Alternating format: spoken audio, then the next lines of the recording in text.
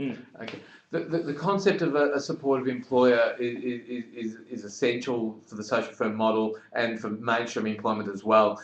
But trying to teach somebody how to be supportive for different people with different diagnoses and different symptoms is very hard. If somebody's worked in mental health in the general field and then moves across to an employment field, they've probably got a better handle on it. But if they've always been out in the industry and we're introducing them to a new concept, it's hard work, because the way you support one person can be different to another. If you've got two disadvantaged workers, one who suffers from depression and the other who has a psychotic illness like schizophrenia, if the person's depressed, it may be quite appropriate to give them a hug and to reassure them, and they'll appreciate it. But if somebody like myself is hallucinating, paranoid and delusional, and you even touch me on the shoulder, I will freeze and move away and not want contact. So there's no universal answer as to how to support the disadvantaged workers. Building up trust right from the beginning, knowing that you're open to being told what to do and what not to do, and acknowledging that many of us down the recovery path do know what's best for our own mental health. We often have the insight to see an episode coming on. We know when to withdraw, which usually means in the workplace taking sick leave, and we know what things to put in place to get back on our feet again.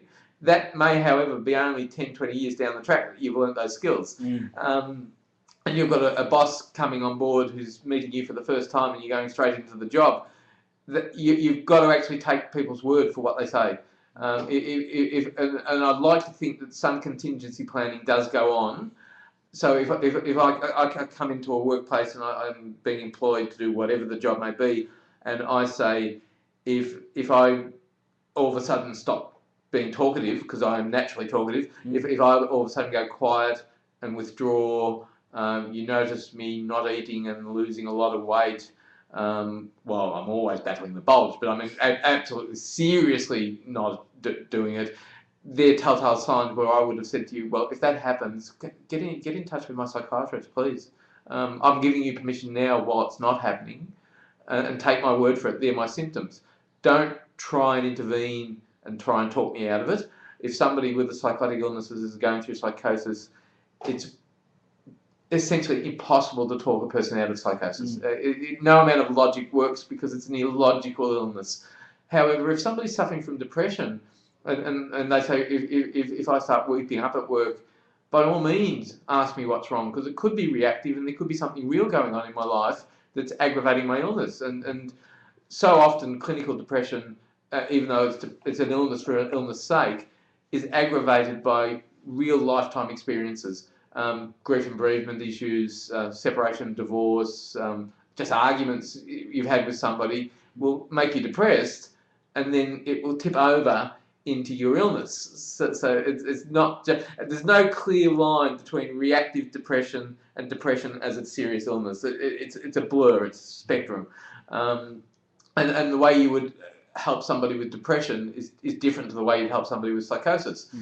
Somebody with, say, bipolar mood disorder, where you've got elements of depression and potentially elements of psychosis as well as mood swings, I personally have always found them the saddest people to deal with, and often the hardest illness to deal with. But once again, while they're lucid, while they're well, take on board what advice they give you as to how to treat them. And yet it's very hard to train a person in industry to be a mental health worker when they've got no grounding in it. But giving them some ground rules, like saying, listen to your workers and take their advice, because generally speaking, if you're work ready as a consumer, you've come a certain way in your recovery process, so you've probably got reasonable insight into your illness. Not always. There'll always be somebody in denial who's never develops insight or remains well but still denies having ever had an illness.